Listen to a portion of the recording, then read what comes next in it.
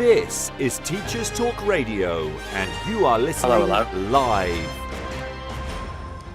Hello. How are you? Hello. Yeah, I'm all right. How are you, Tom? You all right? Oh, very well, thank you. I'm counting down the hours till half term. Yeah. Are you feeling tired? Yeah, absolutely knackered, to be honest with you. Yeah, been a long half term for many reasons, and I'm just looking forward to getting to the end of it. Fortunately, 3 of my classes tomorrow doing assessments, so it's not too heavy. Yeah, of course. Well, welcome everyone to the space. Hi to M and Miss McCardle, and we've got Marion, and we've got Harriet. We've got somebody called Nathan Lesson Copy as well. I've never heard of him. But, not him. Hello. Not him. The hunkiest man on TTR. Did you know that Nathan used to work in a deprived school? I've mentioned it. I still do. I've mentioned it a few times. It comes up. Yeah. Never heard it before, Nathan, to be honest with you. Right, well, listen.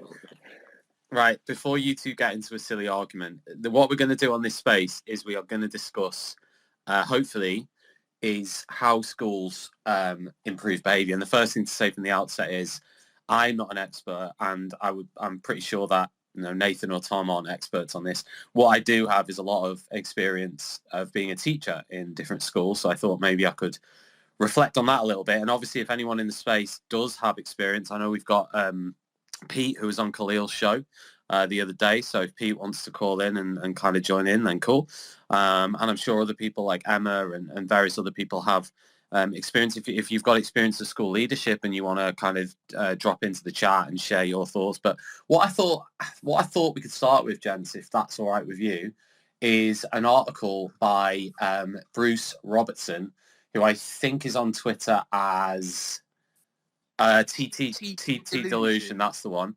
And he wrote an article for the TES on the 1st of February, which has proven very popular. And in this article, which is called 8 Ways for Heads to Improve School Behaviour, he goes through 8 ways. So I wondered maybe with the emojis while people are listening, if you agree with this, you can put a 100. And if you disagree, you can put a laugh emoji to symbolize how laughable you think the thing is to improve behavior. So number 1, he says the destructive effect of poor behavior. So in other words, recognizing as step 1, recognizing the destructive effect of poor behavior, which seems to me pretty straightforward. I think everyone's going, yep, Nathan's doing a 100, I think. But I say it's straightforward. I think there are some situations where behavior can be underplayed or downplayed. I don't know if you agree with that, guys, but that's my experience. I think sometimes it can be like, oh yeah, behavior's good, but actually it's not. It's not good. And it's easier just to say it's good because that sounds better and it means you don't have to take action. I think that means Nathan and Tom agree with me, possibly. Yeah, sorry, I agree. Yeah. Don't fall asleep. Don't fall asleep yet, Nathan. Try and stay with me just until we get past at least 1 or 2. I'm here. Okay, I'm here. Good. Can you hear me? Yeah, I can, yeah. The second one is putting... So the second thing that Bruce says is putting up with too much. So he says in some schools, serious behaviour issues are tolerated to the point that they are the norm. Students swearing at staff, squaring up to them. They're aggressive, intimidating. They truant lessons. They run around corridors. They sometimes bang on classroom doors or throw things at teachers. And in one school I worked in, a student who was truanting opened a random classroom door and threw a tangerine at the teacher. If you want to destroy everything in your school, accepting poor student behaviour is the quickest way to do it. Staff morale will plummet and every student's learning will suffer, even though it's likely to be a small number of students causing the problem. So his main point is putting up with too much. And it's basically saying, look, permitting too much. So in other words, and I've been in situations where I thought, right, if you let that go, what else are we letting go? Do you know what I mean? And I think that's, and I know that people like Catherine Burble-Singh and people like that have argued that you need to start with the small things, the so-called small things. I know Lindsay's, I think she's in SLT. I think there's other people here in SLT, and they may have other views on this. But I think her, Catherine Birbal Singh's view on this is that you start with a small thing. She was arguing, pulling the tie up straight and all that kind of stuff is starting with the small things. That was a uniform example, but she kind of talked about other things too. Nathan, do you want to chip in? Yeah, they talk about the broken windows theory. That's what it always comes down to, this metaphor from the 80s where they parked a car in a tough neighbourhood and it was okay. And then they broke one window and then, came back a week later and it had been completely burnt out. And it was that idea that, if you let one little thing slip, then, it just kind of snowballs. People lose respect for it. Yeah, I think that was the general thing. And then number 3, he says... inclusion in inverted commas, and he says warped interpretation of the word inclusion can be the root cause of behaviour problems. Let's be clear, all schools should be inclusive. There should be no argument about that. However, in the minds of some, certain words and principles have become incompatible with an inclusive school. These include rules and consequences. Some schools have banned these words altogether. Some won't talk about behaviour, perceiving it as an archaic term. I wondered, Tom, do you want to chip in on that? Like, what are your thoughts on that? Or Nathan, either of you. Maybe Tom's busy on the tweeting spaces, but or Emma is here as well. Emma has called in. How are you, Emma? You okay? Hello. Yeah, no, I'm really good. I just wanted to say a little bit actually about what we tolerate, and I know, sorry, go back to point 2, but yeah, just on the school that I'm working in at the moment, I'm on supply, and they have this sort of complete obsession with this restorative conversation as step 1, which is fine, and I think there's definitely a place for that. But there are some cases that it's got to go straight beyond a restorative conversation, and they still insist on having this sort of one-to-one dialect, and it's just giving a platform for poor behaviour. I just wondered, what other people. What do you mean when you say what do you mean when you say a platform for poor behaviour? How does that translate? What does that mean? I think it's just it allows for that tolerance a little bit more. It allows some comeback where it needs to be that actually no, that's a line that you've crossed. It's not up for discussion. These are the consequences. I just, I'd be interested to know what other people think. I mean, there was a people said about things like swearing and all sorts of stuff. I mean, some of the swearing that I've heard, particularly this week, actually, behaviour seems, for whatever reason, to be worse this week. It must just be that point in the term. But, pupils who are just foul in their language. And there's only so many times you can say, right, that's not okay, that's not acceptable, etc., like we all do. But at what point do we need to go, do you know what? It isn't a restorative conversation. This needs to go straight to another level. What's the like process, if you like, in school? Is it like, do you have like a warning system or sanction system? Where does the restorative conversation fit into that, or is it just floated about? So it's a really long process, and again, I think certainly in my experience, I think if it is a really long, drawn out process, there's about 7 steps. I think. It's just too many. It's just too many in certain situations. I mean, yes, some pupils have really difficult backgrounds or whatever it might be, or they're going through stuff that you're perhaps not aware of, and I understand that. But when it is just persistent, for example, foul language or persistent poor behaviour or persistent, running away from school or whatever it is, 7 steps is a hell of a lot to go through every time it happens.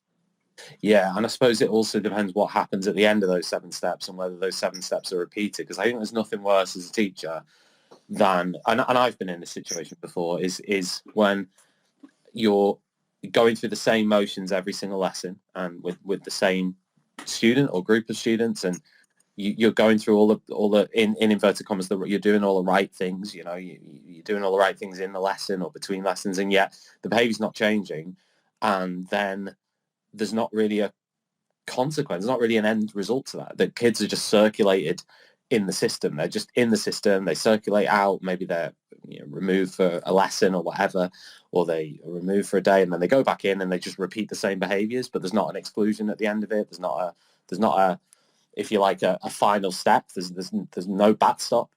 Yeah, exactly. And I think as well, where more and more schools are reluctant to expel pupils, I think it's becoming more of this sort of ongoing cycle.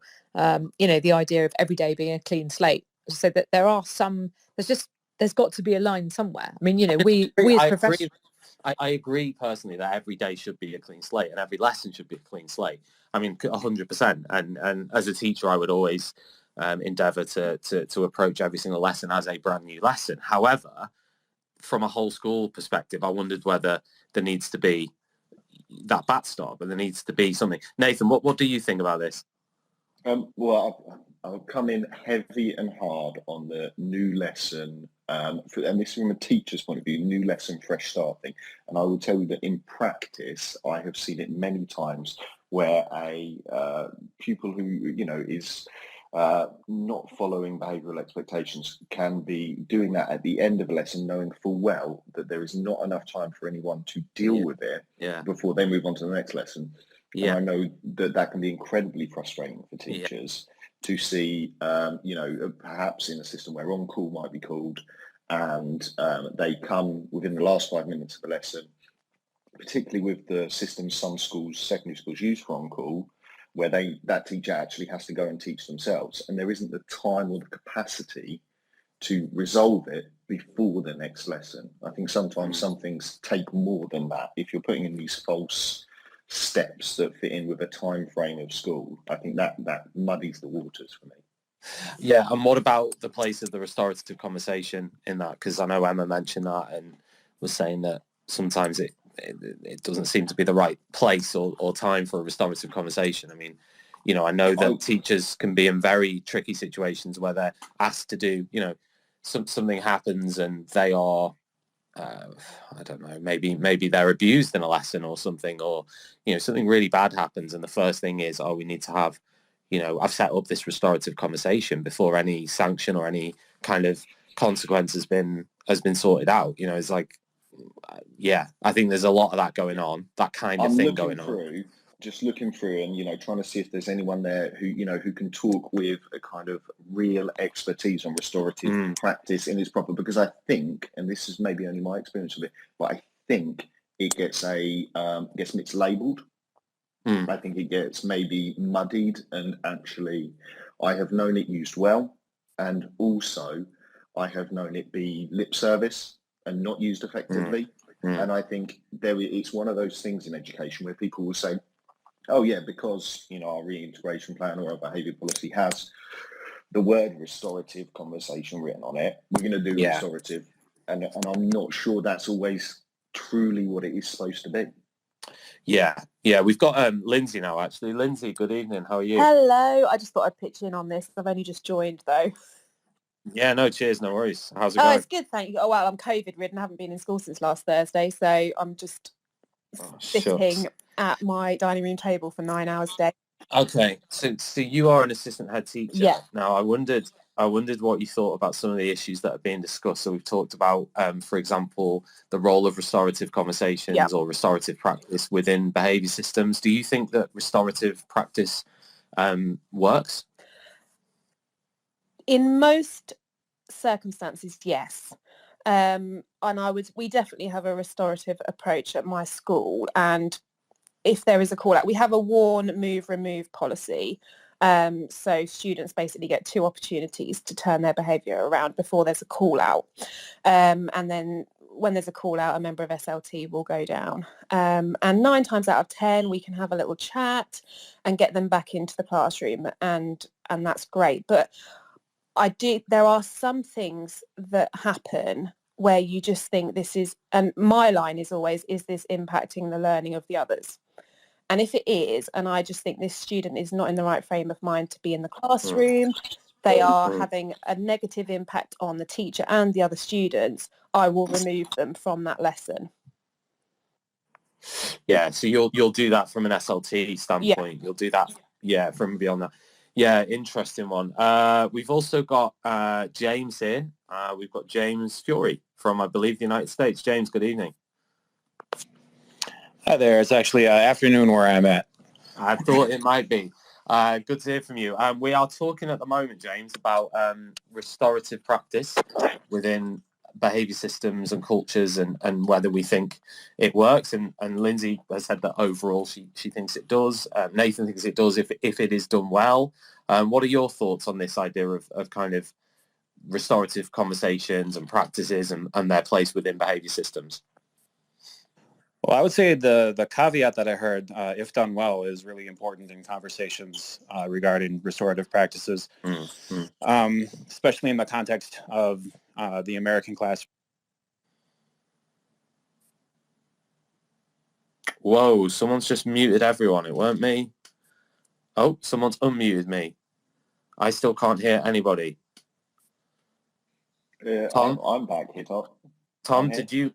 Okay, good. Someone just muted. Sorry, that was me. That was a mistake. Everyone Tom, do not mute everyone again, mate. I know you hate everyone and you want to mute everyone in here, but just hold your horses a little bit. It's fine, Tom. There's only one person who can enter the space, and it's not you. Good boy. I'm just going to claim stay calm. anti-American bigotry here. Yeah, you muted. So the moment the Americans started speaking, you muted everyone, which tells us a lot about you, Tom. What are you trying to say, Tom? And you're currently hiding behind a Teachers Talk Radio logo to make it feel better for you. So well done. Sorry, James. I'll stick to the tweeting. Sorry, James. Go on. What were you going to say? Start again. So yeah, I'm just going to finish my point. I'm actually at home quarantined with my kids right now, which is why I'm not teaching currently. But yeah, so I'm going to go pretty soon. But my point was that in the American context, the classroom, I don't know how it is over there, but we have such a mishmash of, practices as far as our classroom management, as far as our what we do with students who are disruptive, as far as all of those things. So we really end up with not a real clear picture for the students, and they end up very confused. So when they are approached with this restorative practice, sometimes when it's not done well, what they get is the impression that they can kind of do whatever they want. And it ends up being worse than if we didn't do the practice at all. Yeah. Lindsay, I wonder what you thought about that from James.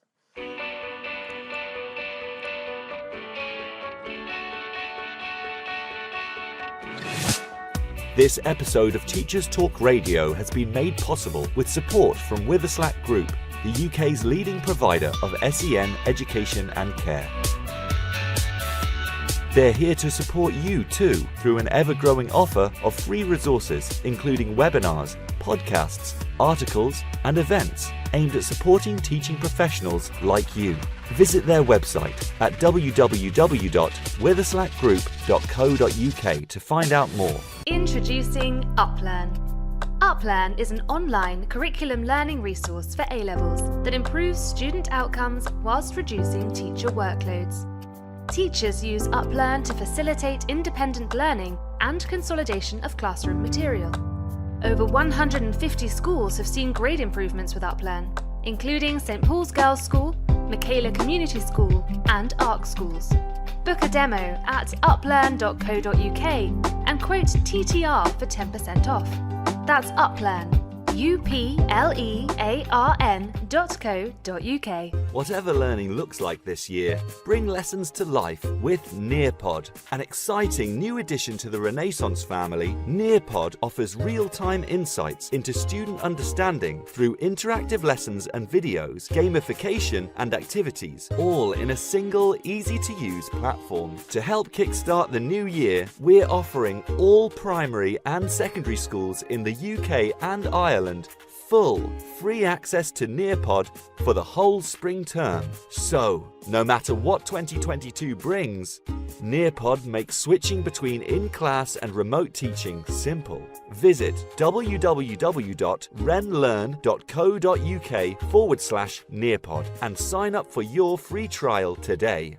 If you're listening to this, then we know we share one thing in common: a passion for the type of outstanding education that every child deserves. That's what makes us the leading provider of specialist education and care. We need people like you to help us achieve even more. With us, you'll be given all the resources and support you need, offered a clear path to career progression, and be rewarded with some of the best salaries and benefits the industry has to offer. We are Witherslack Group. If you'd like to find out more, we'd love to hear from you. Visit www.witherslackgroup.co.uk/careers. and be part of our future. Obviously quite a lot by the sounds of it. Kyle, are you there? Hello. Hello, mate. You okay? Living the dream as always, buddy. How you doing? Good lad. Right, listen, what do you think of restorative conversations and practices? Do you think they have a place? Because we've heard kind of a mix here. We've heard very much. James has raised a point where in theory they're good, but obviously in practice they might not be. Nathan has kind of more or less said the same thing. I mean, I think he's a strong believer in restorative practice and practices, but in terms of whether they work or not. So what is your view on this? We're going to move on, by the way, to point 4 in a minute on Bruce Robertson's list. But before we do, go on. Yeah, no. Obviously, I've just tuned in, so I've not. I kind of heard everyone, but it's because obviously I've heard a little bit what Lindsay was saying there and a bit what James was saying, which is good. But I think it's about balance. I think if you just run on pure restorative practice, then it doesn't work because, I mean, I've seen it in situations in which, students are being listened to, but students are going, oh, you know what, I want to move to a different form and I'd feel happier with my friends and stuff there. And essentially, like, I've seen it in parts where people have been almost giving the misbehaving children what they want in certain ways. But at the same time, I think that, like, I think it has to be a combination of different things, doesn't it? So I think you have to have an element of having those conversations to make sure relationships are rebuilt, because I think that's really important. I think teaching's all about relationships, right? So I think, like, having a student come into your classroom with a fresh slate, even no matter how they've kind of performed in the last lesson, is pretty important. But at the same time, like as Lindsay was saying, the first and foremost thing that I'm thinking of is, are, 1 or 2 children taking up 100% of my attention at any given time, in which case it's not acceptable for them to be in the room, because I'm not going to have 26 students in my classroom suffering because of 2 people. Do you know what I mean? So yeah. It's also, I mean, it is about, I want to keep the relationships there and whatnot. I mean, I would say that, most students who I think I've taught in the past will probably say I'm fairly strict, but at the same time, I'm also happy to keep them back at the end, and I'll have a chat with them. I'll say, well, here's why I did what I did. But I think it's really, really important that we don't get to a point where it's the only method there, because ultimately I think that, like, actions have consequences. So, and both positive and negative, you get rewards. Reward systems are the most important thing for changing school behavior, because psychology shows us that, the kind of carrot is something to change behavior, whereas I guess the stick is something to stop behavior in a way. So I think things like detentions and whatnot are really important to stop behavior, and to have that there is a really important thing to say, well, if you do this, you've done this and you've done this again, so here's the consequence. Or right, you've done really well. I'm going to stop you because we've got like 8 other people here waiting to speak. Yeah, so no listen, problem, mate. I could talk for days, so you know what I'm like. I know you can, and it's excellent. And what you said was very good. We're going to move on to the next point, which is point 4, which is in Bruce's article, which is teaching behaviour. So he says that Tom Bennett suggests that we need to teach students how to behave. And he's absolutely right. A key part of this teaching is ensuring students are clear about what the rules are and what will happen if these rules are broken. A lack of clarity with rules and a lack of consequences of any kind is a surefire route to poor student behaviour and unhappiness for everyone across the school. Now, I wondered what people think about this idea of teaching behaviour, a behaviour curriculum. Luke, are you there? No, he's dropped the list. That's okay. Miss Mack, are you there? Hello. Hello, good evening. How are you? Very well, thank you. How are you? Yeah, not too bad. Now, you are, according to your bio, an English teacher. Yeah. So what's your view on this, about this teaching behaviour, or anything else you want to say, really? I completely agree that you have to teach the behaviour that you want to see in your classroom. So whenever I take on a new student or whenever I take on a new class, my first lesson is always setting really clear expectations of the student, but then also making it really clear what the students can expect from me as their teacher. So it's not just always the students having to give. It's also, I will do this for you if you are doing this for me. Because I feel like if you are telling the students, right, I will plan, engage in fun lessons for you, that you can learn from and really thrive in, but I need you to be listening to me, I need us to be trying our hardest, then the students, when they do misbehave, you can have, sorry, that's my cat in the background. Right, are you going to use a restorative conversation with your cat? Well, knocking over the lunchbox might be his way of protesting me constantly leaving him. But yeah, might try the RJ later. So I just think that you can't expect a child to change their behaviour if they don't know what they're meant to be changing to. There's this whole conversation around, well, students should just know what good behaviour is. But if you've got children from, volatile homes or, homes where parents shout at each other all the time and that's how they communicate, that's what their normal is. So how can you expect them to change their entire way of life when they're in your classroom or when any sort of conflict comes up for them, if it's been modelled to them at home by the only real role models they have? It is the way that they're going to react to you and talk to you. So yeah, first lesson with every class, every new student, I make it really clear what I expect from them and then what I will then do for them. So it's that constant just relationship of giving, receiving, as opposed to being quite authoritative with them, as I just don't feel like with students, especially after the pandemic and having had, such isolation, I don't think that complete, I am in charge and you must do it exactly as I say without any justification works. Okay. Does anyone disagree with that? Any speakers disagree with anything Miss Mack has said? I'm going to throw you a curveball, Tom. All right. But I want your view, Nathan. I want you to disagree. Yeah. No, I agree. I agree with a lot of what's being said, and this is where I find it problematic, though, because on one hand we've just said that there need to be clear rules and expectations, but we're also saying that through negotiation and personal relationships, we are bending those rules for specific people's needs, right? To help them understand, to help them see what's going on. It's a process of negotiation, right? So it can't be both, or it certainly is difficult to do both well, is what I would say, right? Thanks, so I think that's a powerful point. Kyle, do you want to chip in on that? You've got your hand up, which is worrying for everyone. Go on. Mostly just for you, Tom, usually. No, I think that's an interesting point from this, and I think like having the conversation is important. What I would disagree with is ever having changing the thing. If you've done something, you've got the consequence. I don't think the consequence should ever be changed at any point. I'll put my hand up again. I do apologize. I didn't mean to do that. I thought I was taking it down. You're getting excited. It's okay. I'm so excited all the time. You know what I'm like. But yeah, no, I think you should never negotiate with it. I think if they've done something, there's a consequence for it. Yes, and that should just be part of the process of them learning. Like, they learn the behavior over time. Yes, those kind of processes are there, but I don't think there should ever be a negotiation over what the consequence is. If you've done something, there's a consequence for it. That's just how the world works. Miss Mack, what do you think about what Nathan and Kyle have said? Just to go off what Nathan said there, so I teach some of at my school some of our most volatile kids that are being excluded left, right and centre. They come into my classroom and you would think they're idyllic. And that's because they know exactly what to expect from me. And I've never changed my expectations. I'm one of our boys who's been recently excluded for behaviour. In my classroom, he had the exact same expectations as everybody else. And he's very SEN, lots of neurological problems there.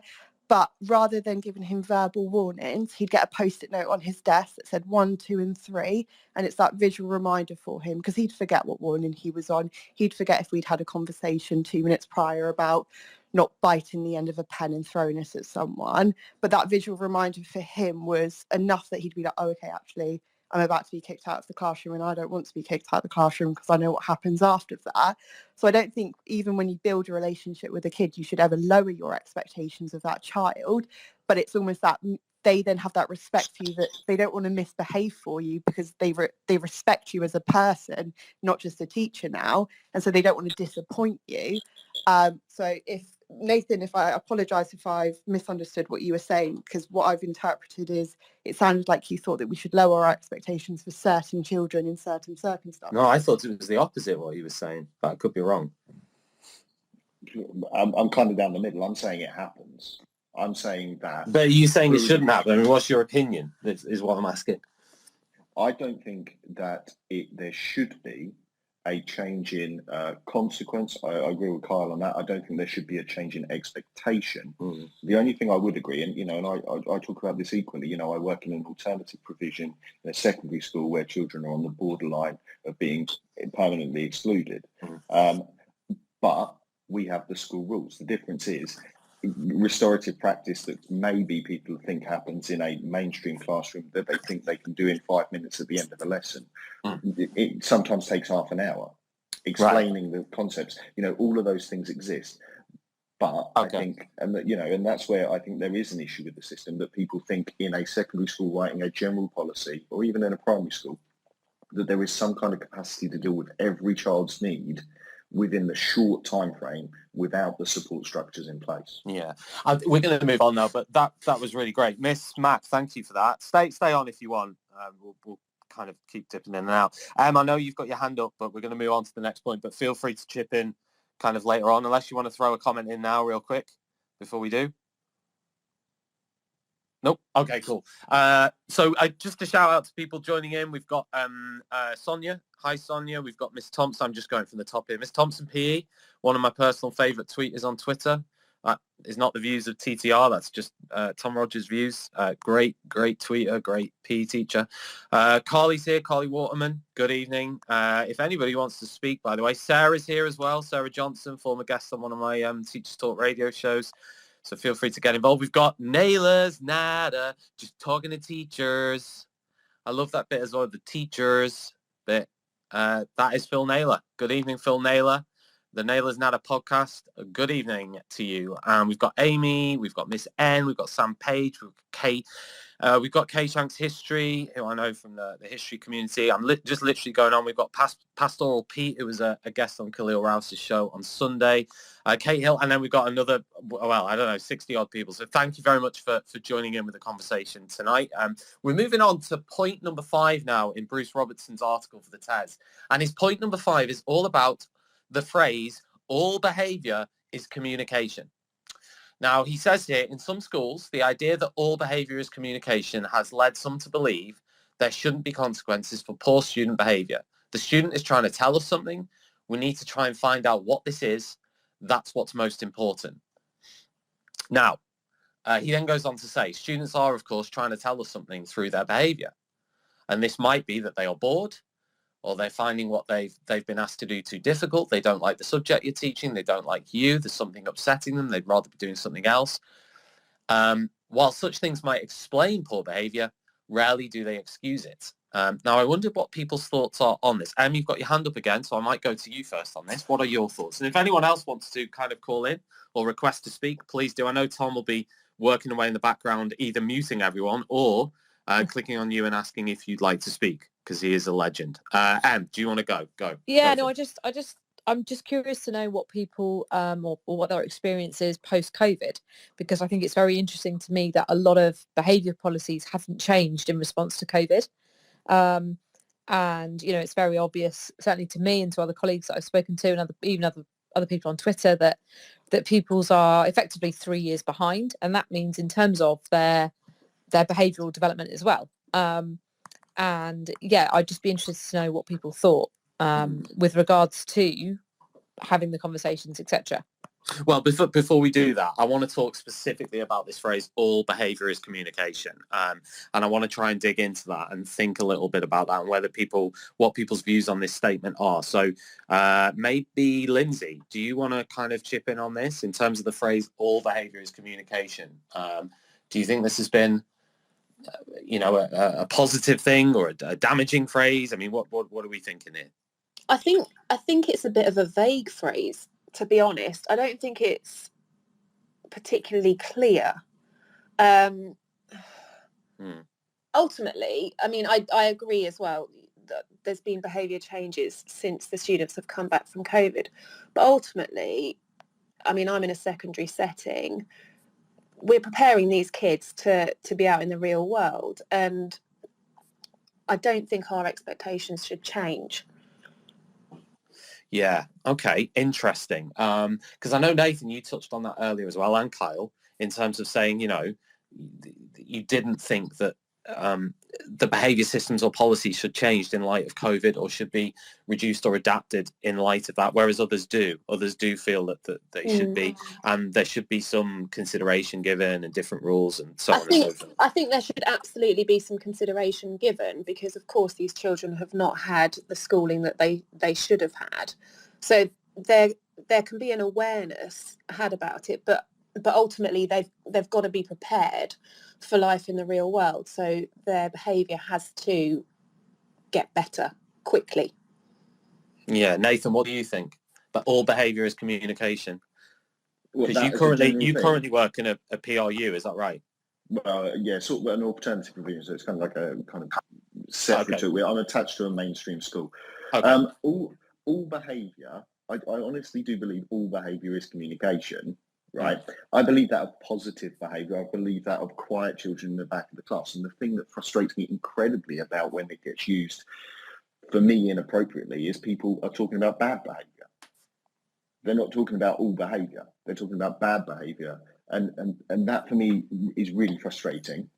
The other thing I'll add on to what's already been said is I completely stand by that expectations, standards and all of those things shouldn't change because of COVID, but I think support should.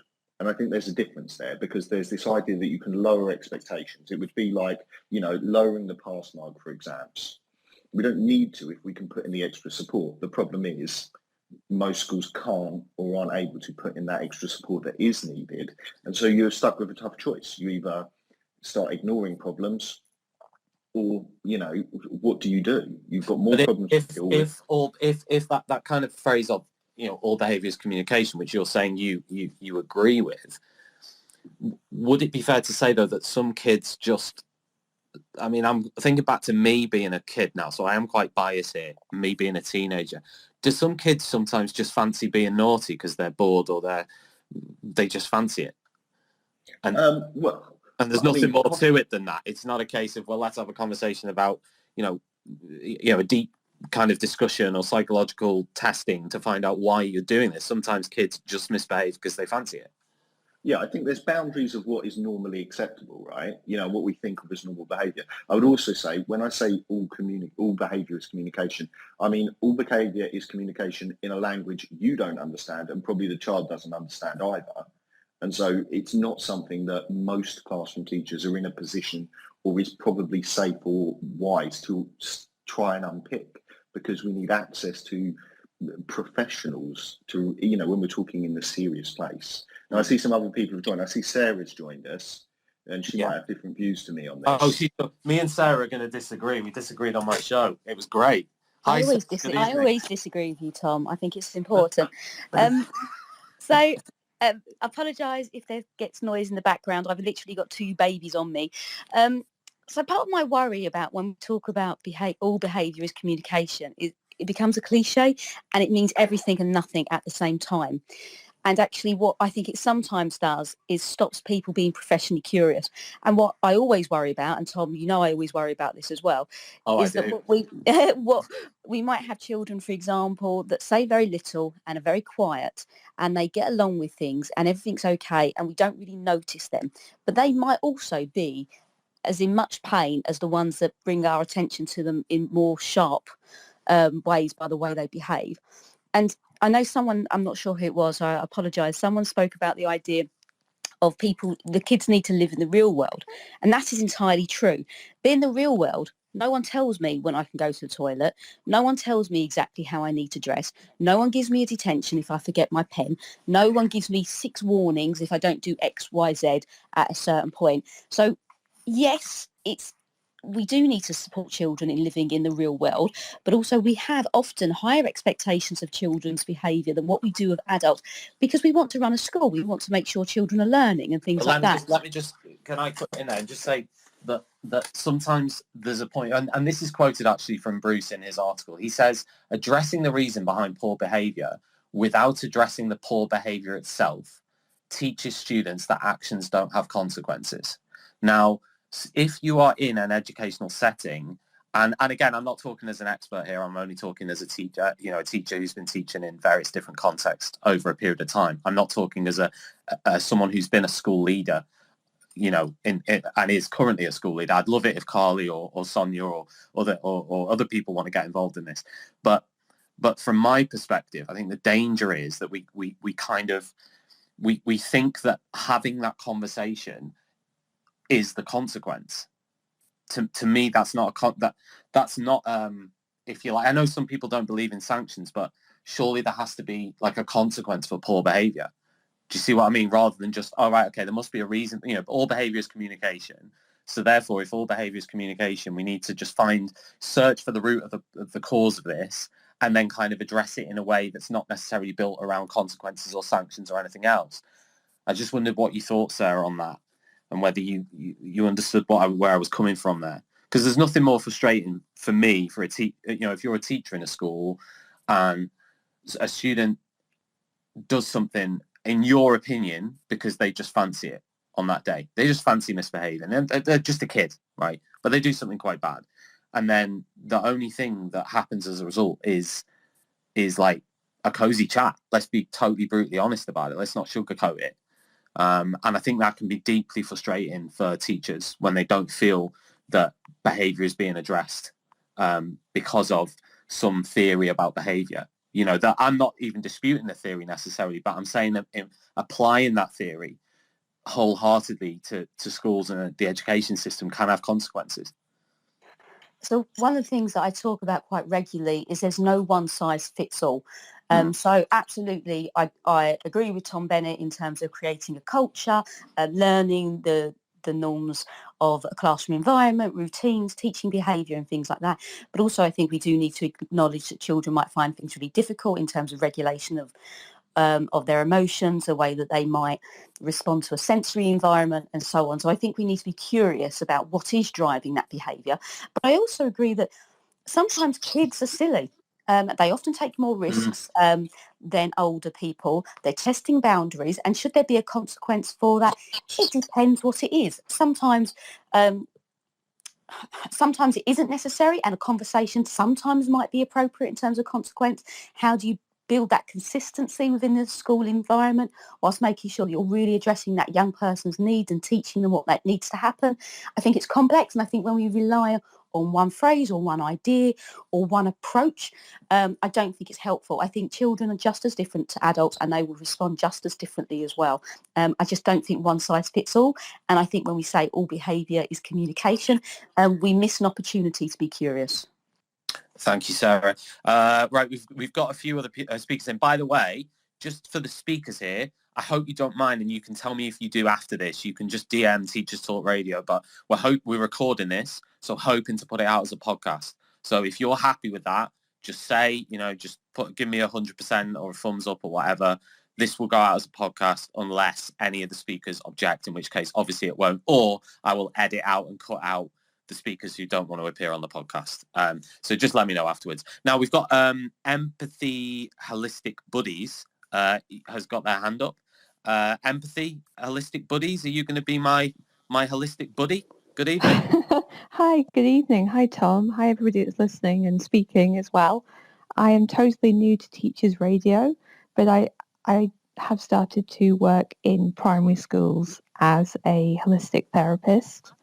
And I've been running kind of create calm sessions for pupils, but I'm hoping to run it out to the teachers and the parents as well in the local schools within, I'm kind of in the Bolton area, Greater Manchester. So yeah, I'm totally new to this, but I'm probably seeing it from a different side of the coin to a lot of you tonight, I'm sure, because I'm a novelty for the children at the moment. So I'm kind of working with a very small group of children currently in a primary school, and there's a mixture of anxious students, very high anxiety levels, and there is a mixture with people who are not coping in the classroom environment as well. More so worse after the COVID situation, but not to get down to negatives tonight, all positives. but I'm seeing a really good development where they are actually utilising the techniques I'm teaching them within the classroom environment, which is then having a ripple effect onto the teacher as well. So I just wanted to put that out there tonight. Thank you for listening. I appreciate your time. Okay, thank you. See you later. Okay, that was Empathy Buddies. I mean, the next bit I wanted to move on to was number 6, which is your lesson? So Bruce's article, he says, is your lesson worth behaving for? So in other words, he says, I know of cases where teachers have been blamed for poor student behaviour. Students aren't behaving because the lesson isn't good enough. Is your lesson worth behaving for is an expression I've heard more than once. Every time I do, I can feel my blood start to boil. It's not about whether a lesson is worth behaving for or not. Students should be expected to behave in every lesson. Poor teaching does not justify poor behaviour. In other words, student behaviour shouldn't be excused because the teaching is poor. If the quality of lessons is a consistent issue, then this needs to be addressed using appropriate channels and quality assurance. Excusing poor student behaviour because of poor teaching is corrosive to the school ethos and staff morale. I'll bring Lindsay on this as an assistant head teacher, as a current assistant head teacher. Lindsay, what is your point of view on this? This phrase of, is your lesson worth behaving for? And I've seen this banded around on Twitter, to be fair, a few times as well over the years. Yeah, I think obviously I'm asking you some good ones, aren't I, tonight? you are. You are. Is your lesson worth?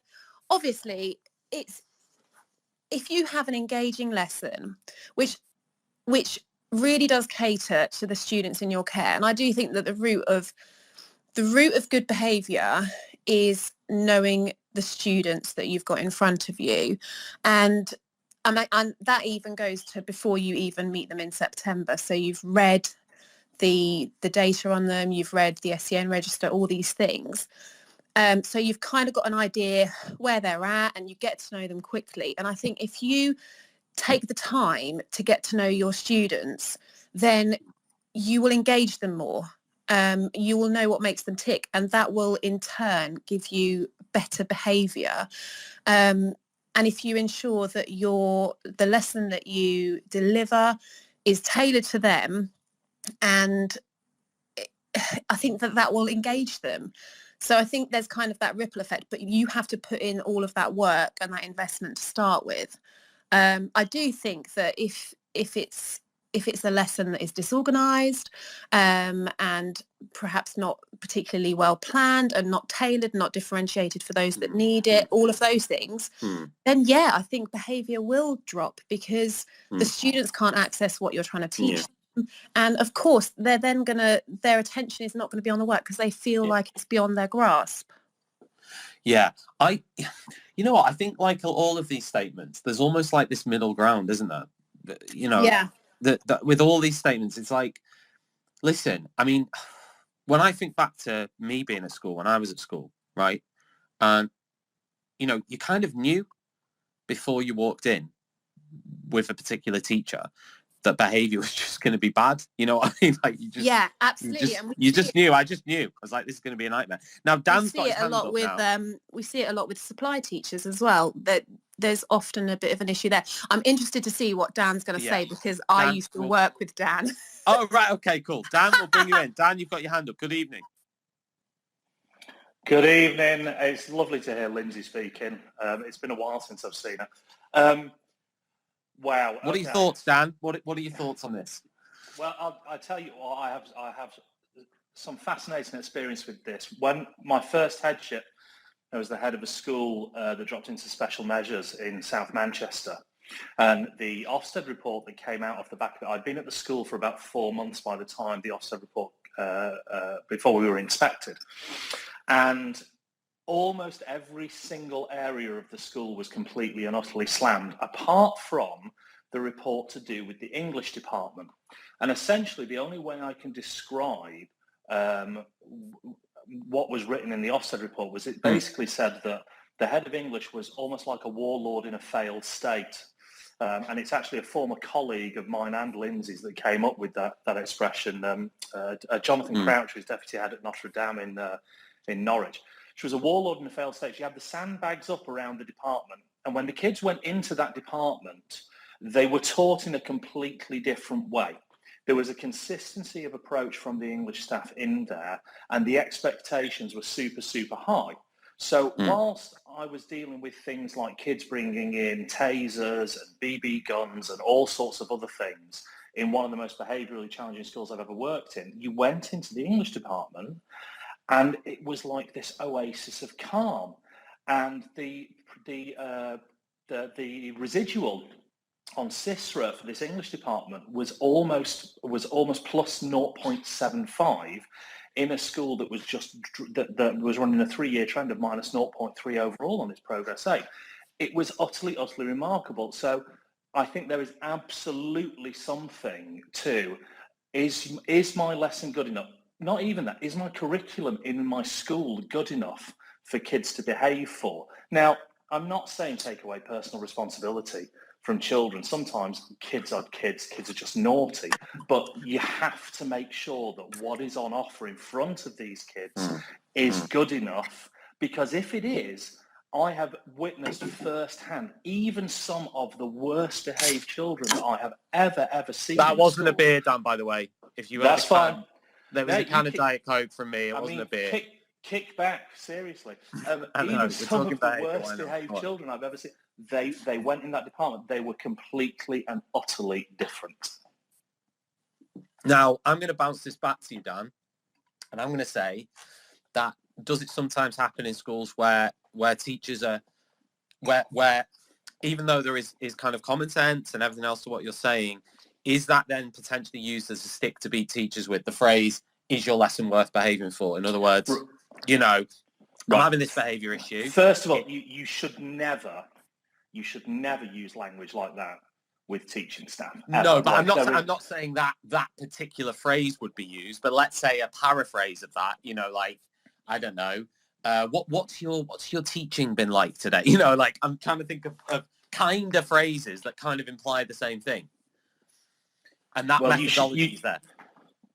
Yeah, but you shouldn't be implying that, because it's disrespectful to teaching staff. Like, you know, you shouldn't be. You shouldn't be paraphrasing. You shouldn't be, you know, couching it in flowery language. You know, that's no way to approach feedback on lessons within school. Ultimately, I mean, even suggesting that it's a byproduct of it, that's a tough ask. I think you have to do it in different ways. I think you have to say, okay, talk to me about your planning. Talk to me about how you go about planning a lesson. Talk to me about the content that's going in there. Talk to me about your sequencing. Talk to me about your differentiation. You can do it that way. All of those things are valid questions to ask, but certainly don't phrase it in the way where you're suggesting, you know, is your lesson good enough for kids to behave? And I think there's an art to feedback, and I think you have to tread carefully when you're doing that. This is somewhat, you know, when you're giving a teacher feedback, this is someone's brother or sister, this is someone's mum or dad, someone's son or daughter. You know, you've got to be really careful with it.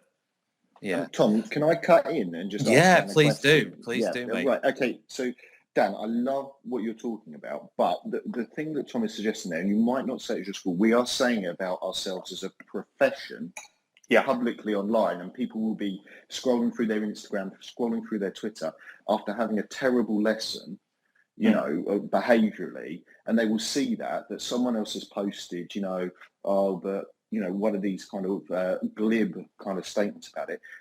Do we need to do something then to protect our staff from that? Because if they're not hearing it from us, they are hearing it from colleagues and social media. It's going to get to them somehow.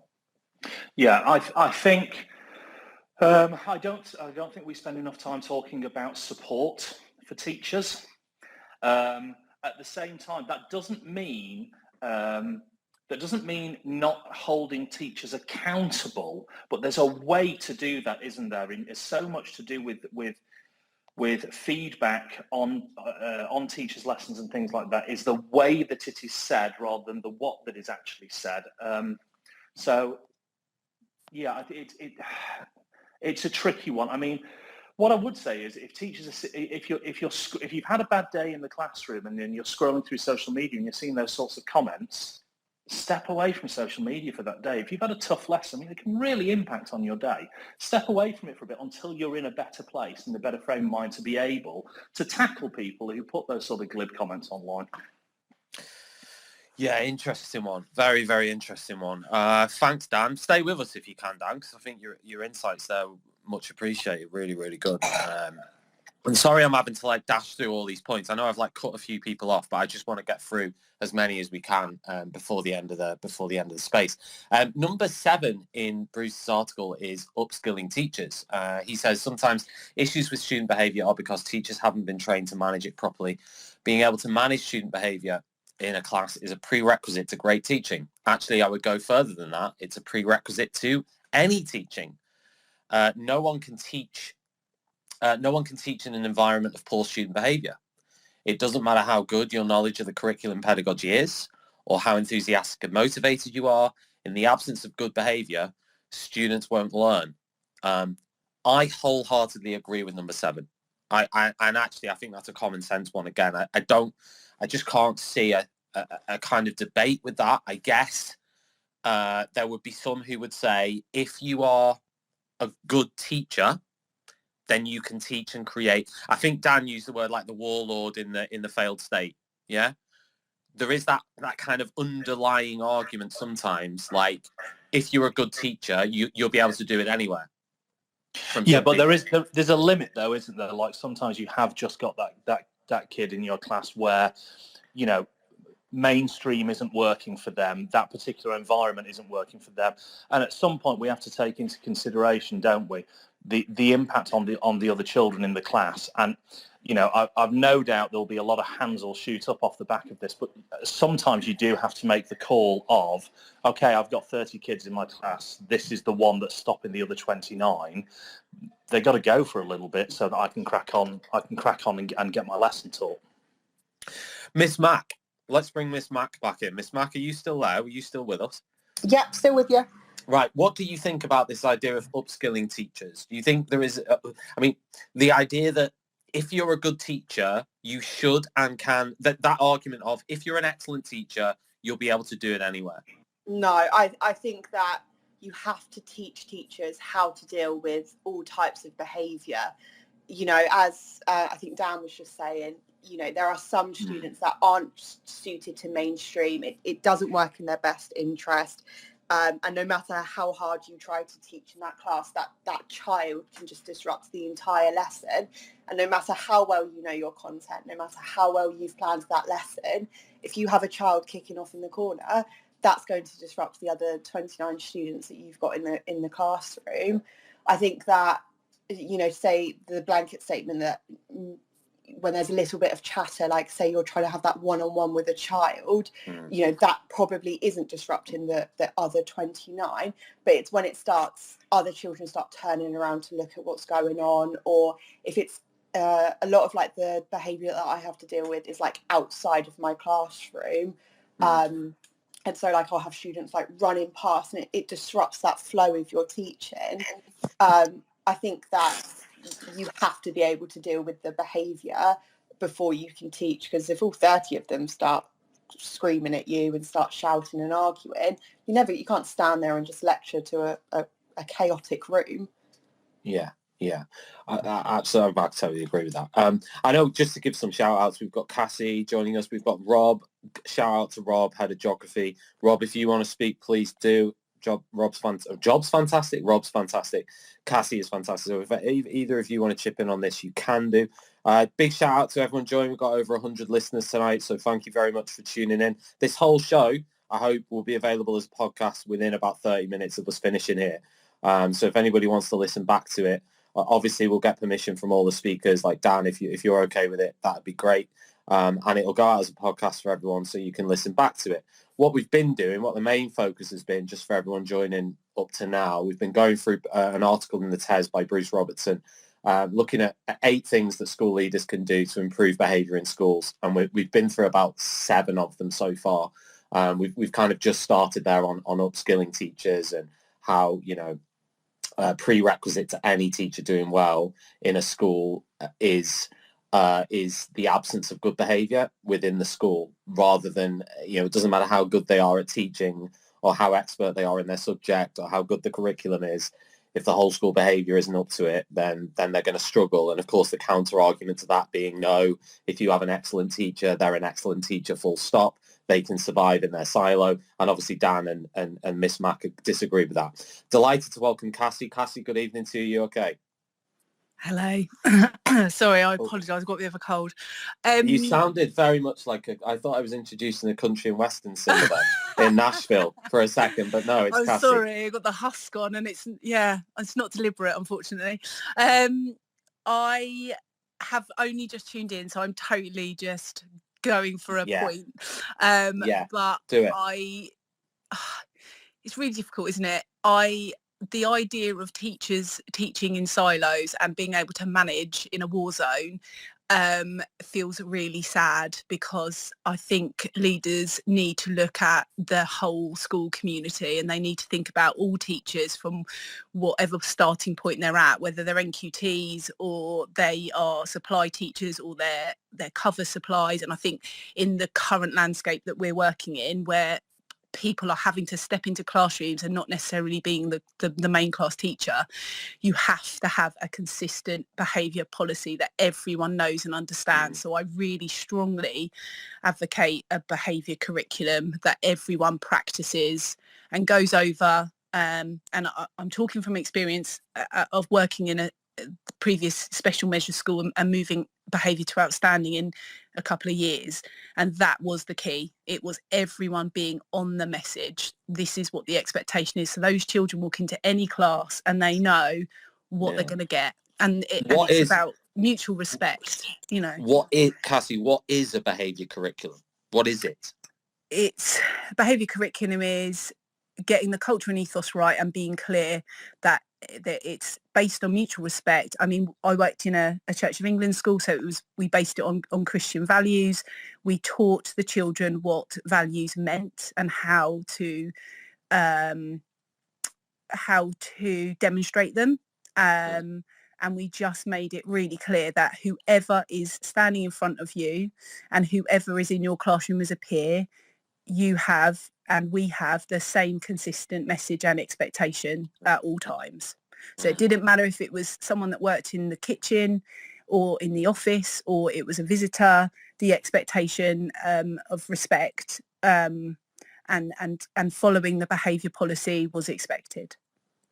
Got you. Right, I'll bring maybe Nathan back in on this. Nathan, if you want to say anything on that, what Cassie said, do you kind of agree with that, or you got any thoughts on it? I love it. All of these things I find, really, really interesting. And we are talking about big systemic changes. And I think what's hard when it comes down to behaviour, and often isn't touched on, is some of the things that we do as classroom teachers is because we are in a silo, because around us is a thing that we are not in control of. And potentially you are in a school that is not on an upward trajectory, but a school that's either plateauing or on a downward trajectory. And you have to make a silo for yourself because you've got no other choice to survive. And I think that's really hard then to hear things like, and I completely agree with all of these points about having a behaviour curriculum. But if you're in a school that's not doing that, that doesn't help you. And if you're in a school that's not being consistent, that doesn't help you as a classroom teacher. And so I feel this kind of pain for classroom teachers in that situation, because I've been there, that you just have to do you and you have to protect yourself. And I think that's one of those kind of unsung kind of things about behaviour, because it is a whole school issue, but you're dealing with it as an individual a lot of the time if things aren't great. Yeah, we're going to move on to point 8 now. Cassie, I might start with you just because you've just joined. So point 8 is prioritise behaviour. If there is a problem with behaviour, focus on it at the expense of almost everything else until it's fixed. This means that other agendas will need to go on hold. All schools, regardless of context, can and should have high standards of student behaviour. That is point 8 in Bruce's article. I'm quoting him here. Now, that's easy to say, I guess, but if you have pressure from, for example, an inspection report which mentions, curriculum and the new focus on curriculum from Ofsted and so on, is there a temptation there as a school leader to say, look, I'd love to focus on, a behaviour curriculum. I'd love to spend all my staff meeting time going through drilling on behaviour and going through behaviour approaches and going through this and that and training the staff on behaviour. But if I do that, we cannot redesign our curriculum. We cannot have meetings about our curriculum. We cannot be able to explain to inspectors when they arrive in the school, this is the work we've done on the curriculum. This is why we've done it. Oh, here's a curriculum map and here's a curriculum plan and here's why we've put this topic in here. We won't have time for that if we do that. So I'm interested in that because as much as I agree with it, I agree with what Bruce is saying. I do 100% believe that behaviour should come first from my perspective, but I'm just wondering from a school leader perspective, and Dan's here, I know Dan's here, and Dan is a head teacher, and Cassie is an executive head teacher of like 37 and a half schools or something. Cassie, what is your view on this? Oh, I've been promoted. Cheers, Tom. How many is it though? It's a lot. I'm executive across 10 schools, not 37, but wow. I'll aim high. Carry on.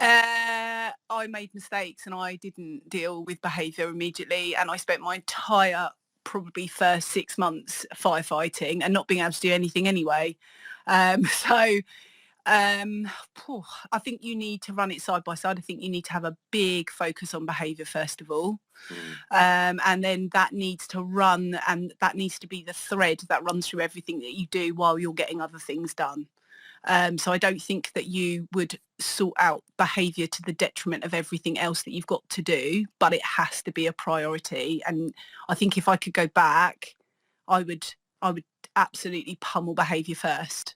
And I think the best thing that I ever did with my team was send a letter to all of the parents attaching the behaviour policy and a kind of homeschool agreement. And said we are resetting the school right now, and this is what we've done. And we had a workshop about, this is what the behaviour, if you're interested, we will run behaviour workshops. So that relationship between home and school was really, really clear. And that I would say changed the behaviour incredibly quickly. Did they attend? A handful did. It wasn't a particularly difficult behaviour policy to kind of understand. It was literally a traffic light system.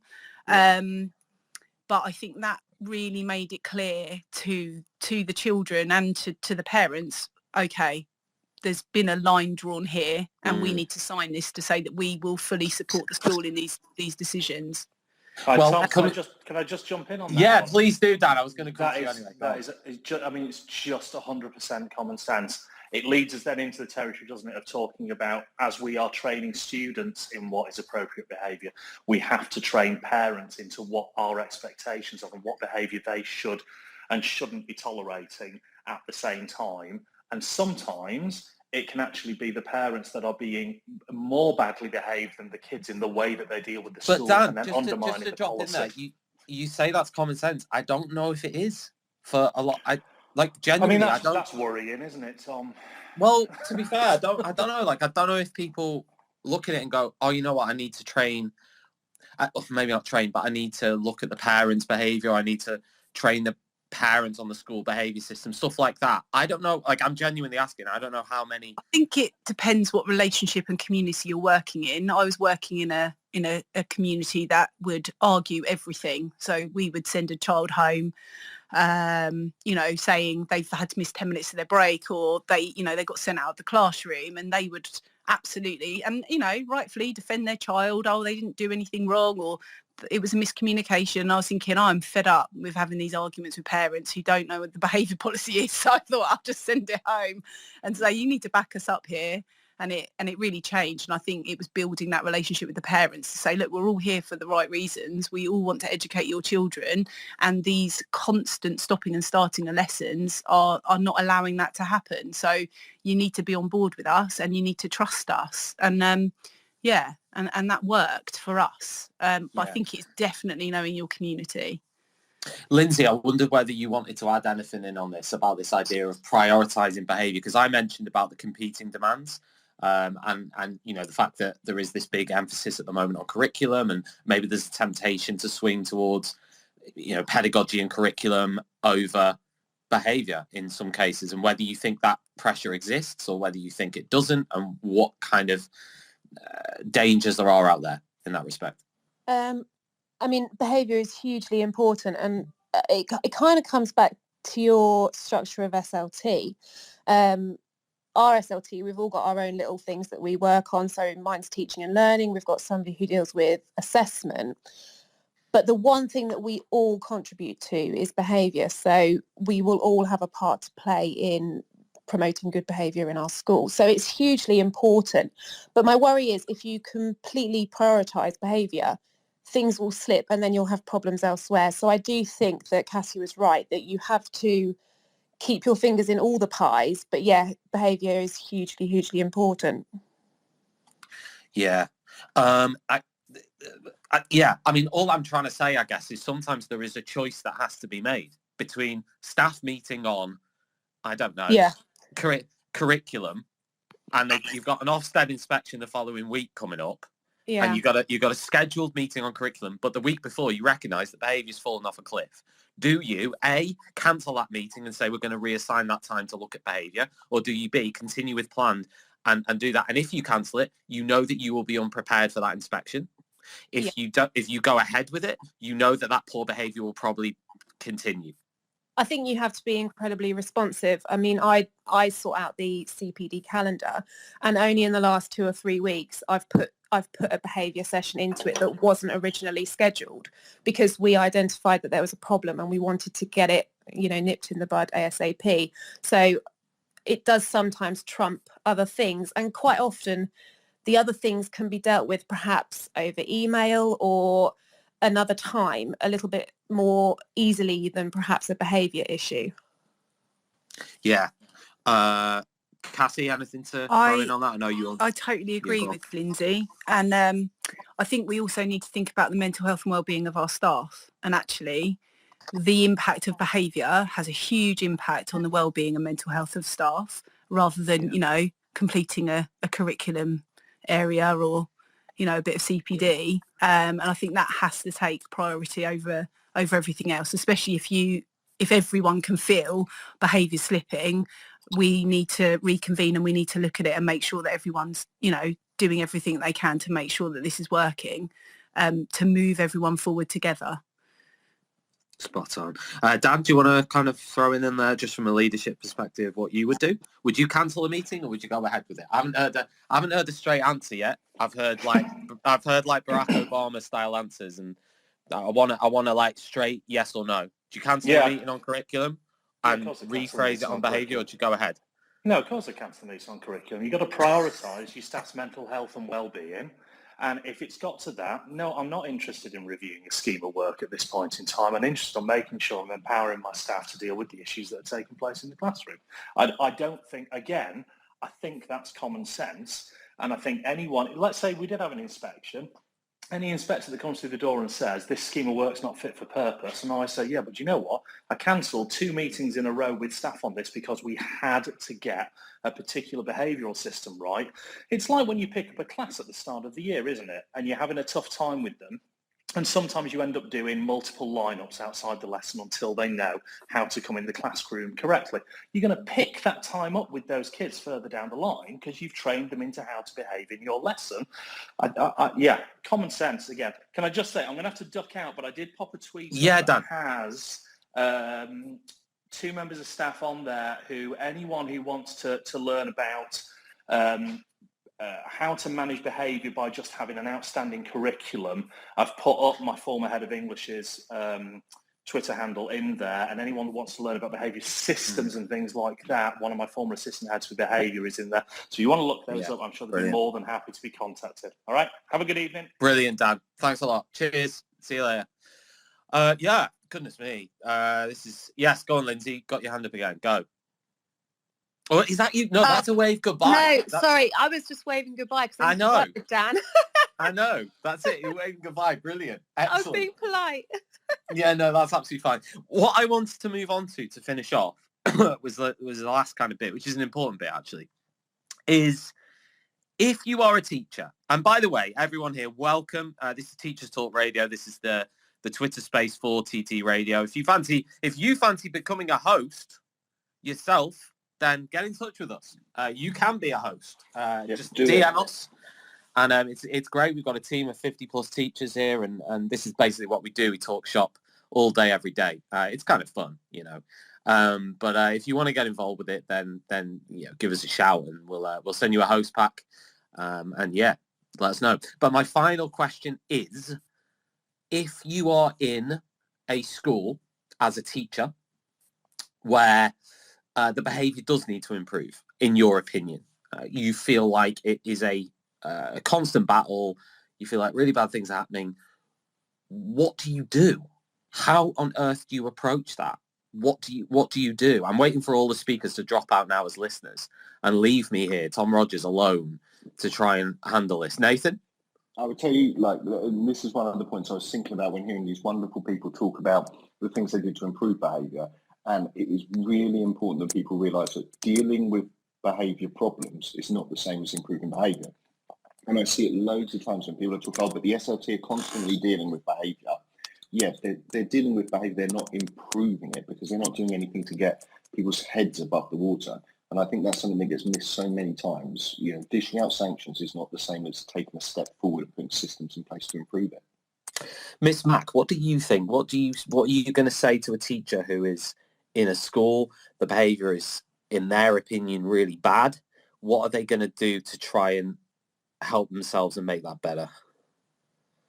I think you have to look at the bigger picture here. So you have to consider, right, why is the behaviour bad? Is this a historic problem? Is this, the area that you're in? So I work in what is known in my area as a bad school, outside looking at it, in knowing what it's actually like on the inside. It's a couple of bad apples giving the school a bad name, but the behaviour can be at times across the school shocking.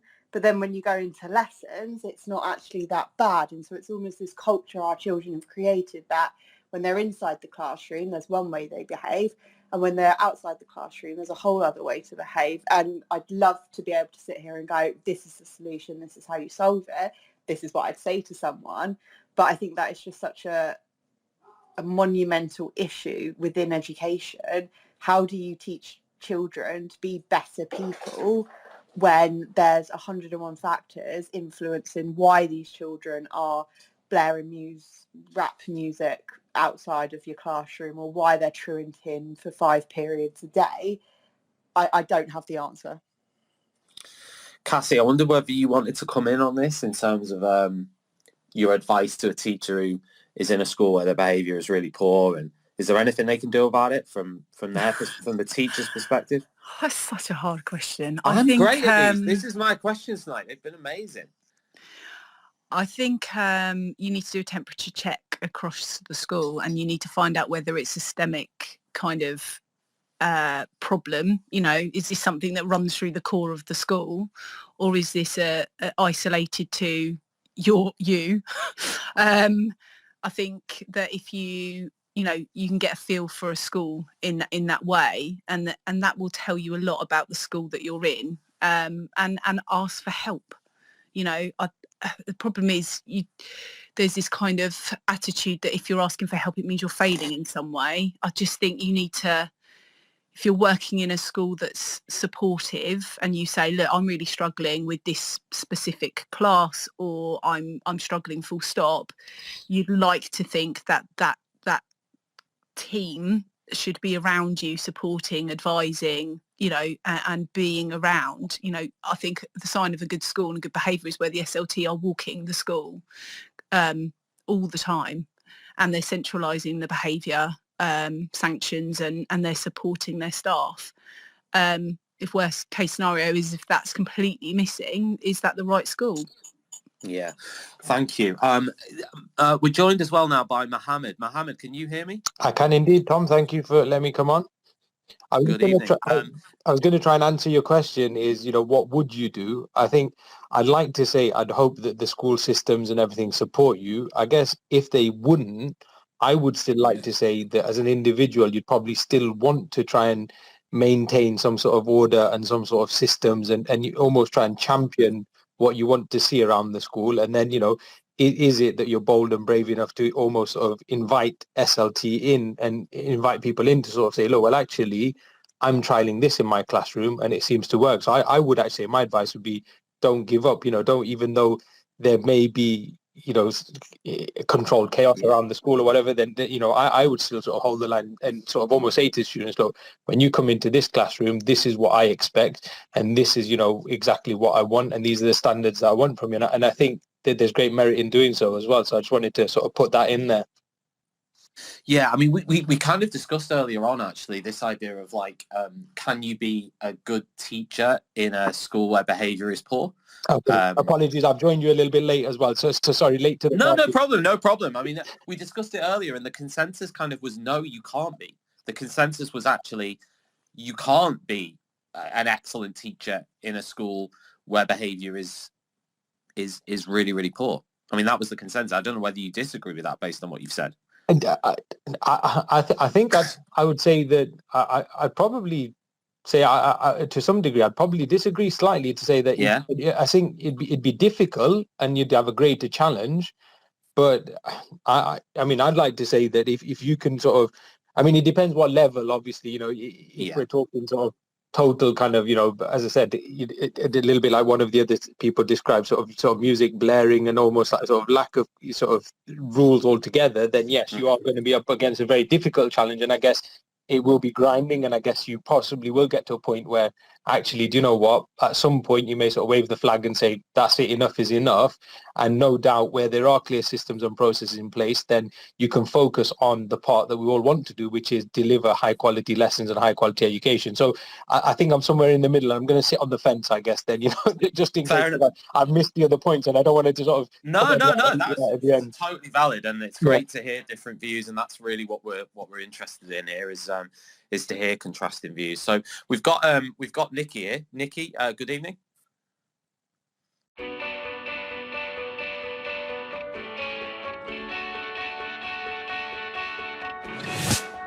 This episode of Teachers Talk Radio has been made possible with support from Witherslack Group, the UK's leading provider of SEN education and care.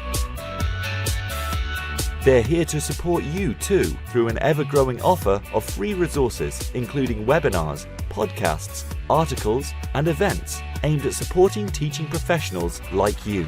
Visit their website at www.witherslackgroup.co.uk to find out more. Introducing UpLearn.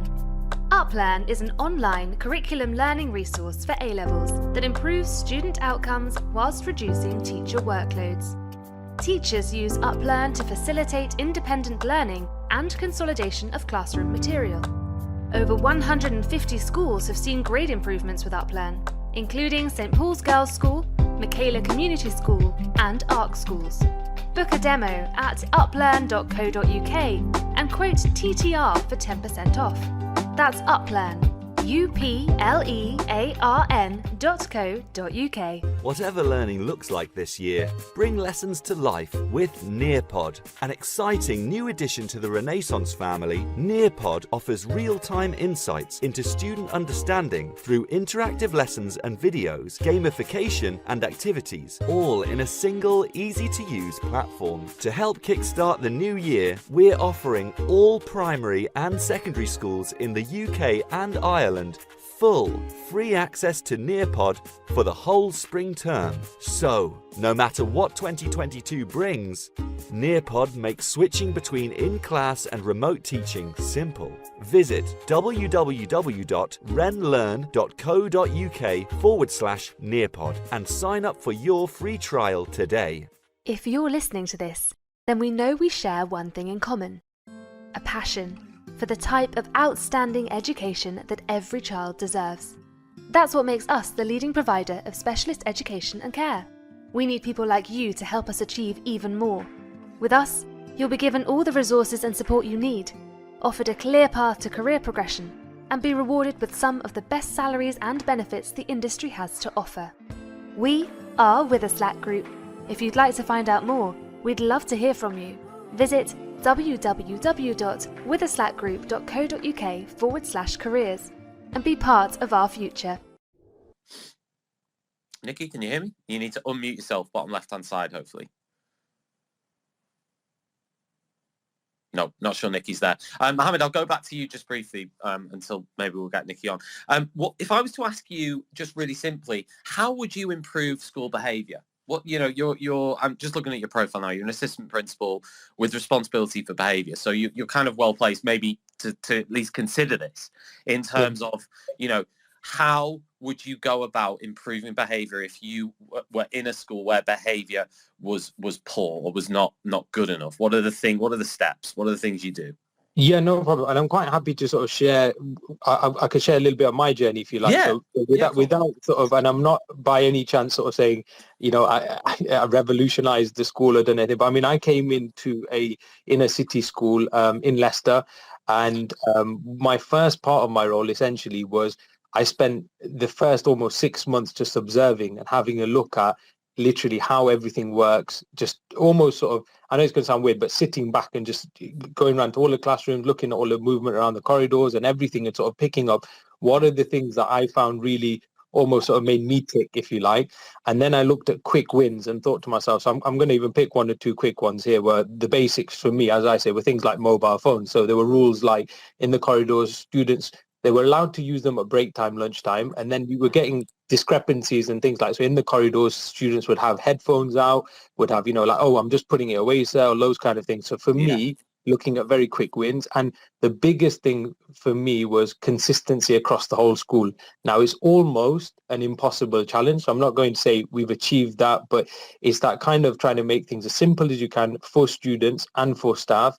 So we sort of went with, I almost had like a 3-year plan, and I'm now in sort of the 3rd year of that, was where we had a behavior system where it was stage 1, stage 2, stage 3 on call, and every year sort of took that back a stage, and we're now at a point where it's first time every time. So the idea is when you talk to a student, you've been given an instruction, you're expected to respond first time every time, and the students are very clear on what that means, and we use that language across the school, and it makes it so easy to challenge pretty much any type of behavior, because look, I've given that instruction, this is what we expect, and now my challenge is to ensure that's consistent across school, because I accept, I'm going to put my hand on my heart, we've got students who have been there who are in year 11 now, so they've seen that behavior system change over their last few years, and they're finding it, you know, some of them slightly difficult to take on. So staff who've been there for a very long period of time, you know, they've seen it change and evolve. However, the vast majority of them on the floor, the feedback is that actually, do you know what? It's allowed teachers just to teach and do what they do best, really. So my top tip would be consistency and try and get that across all levels.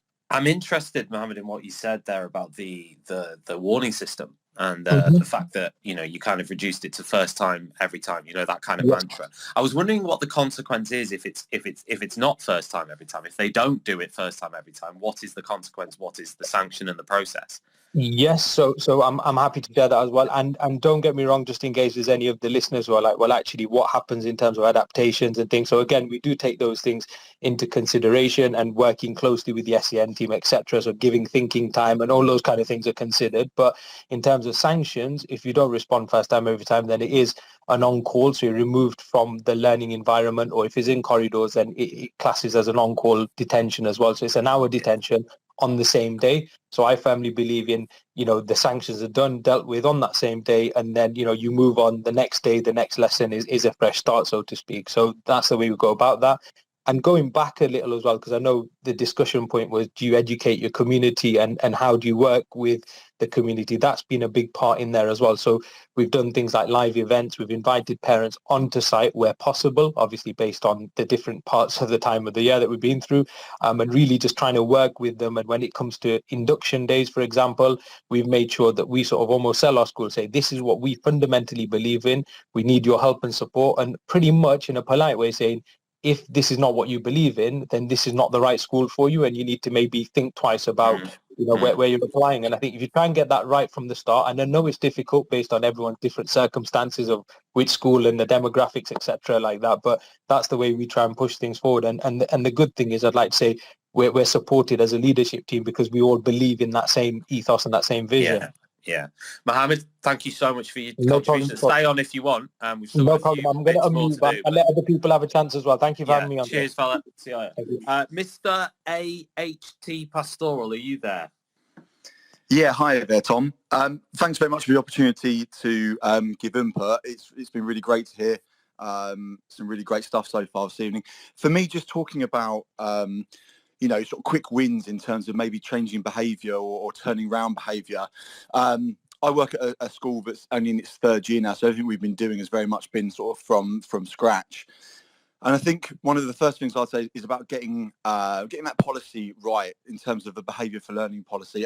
But what I'd say is about really simplifying that policy. I think it's all too often you can see these very, very busy, very heavy behaviour for learning policies. And I think within that, if you can have a really simple classroom support plan, and I know a number of people have already rightly hinted towards this, have a really simple but really consistent approach that is used across schools. And I think, like many people said, hopefully that means those silos that do appear, be that individual teachers or be that subject areas, is less likely to occur. So for me, that's one.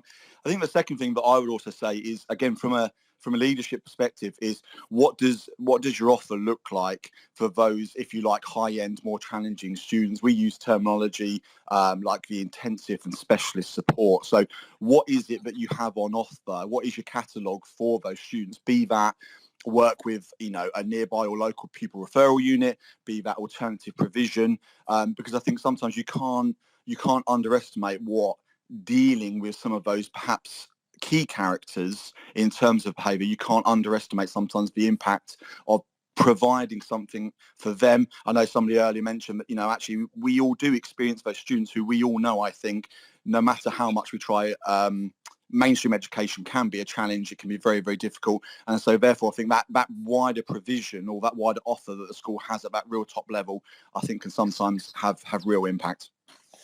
Yeah, thanks for that. I'll come back to you in a minute, Mr. AHT. But Cassie has put a tweet out. Cassie, I wanna challenge you on this one. Are you still there? Oh, leave me alone, Tom. Well, I'll read the tweet. I know. It probably was a controversial tweet. Hey, listen. You're talking to someone who's not afraid of the odd controversial statement. So here it is. I'll quote. I can't do Cassie's voice, but Cassie. This is not me saying it's Cassie. Some teachers don't want good behaviour, they like firefighting because it distracts from poor teaching. Goodness me, Cassie. Now, Tom Hopkins-Burke has his hand up. Hopkins-Burke, what do you want to say about this? I think this is one of those times where we need the sound effects from Podbean. Yeah, we need like a fire, like a fire sound or something, like burning or something. Cassie, what are you thinking here? Can you please explain your tweet? I think that I have spoken about this before. I think with you actually. Don't try and bring me into this. I'm blaming you. Sometimes some teachers like chaotic firefighting in their classrooms, and because once behaviour is sorted, it can reveal some gaps in their teaching ability. I basically just reworded the tweet, haven't I? Right. Does anybody want to come in and who's a speaker or isn't yet a speaker to challenge and disagree with Cassie? We've got Mr. AHT, Mohammed, Nathan, and Nikki at the moment. I'd like to say I'm ill, so be kind. No, we will not be kind. I want someone to challenge Cassie and tell her that they disagree. Mr. C is potentially going to do that. I hope the reason he's requesting is he's going to disagree and challenge this. Okay. Mr. C, do you disagree? For you, no. What's that, Tom? Tom. Oh, he might agree for you, no, Tom. Yeah, I know. Let's see what he has to say. Mr. C, do you disagree? I'm not going to go through an agreement or disagreement. I just think putting more meat on the bones. I do think that some teachers may, without moaning about the profession, I think some teachers may feel like it's an easy out in terms of, look, behaviour is poor, that's why my children aren't making progress, or behaviour is poor, that's why there's social issues at break and lunchtime.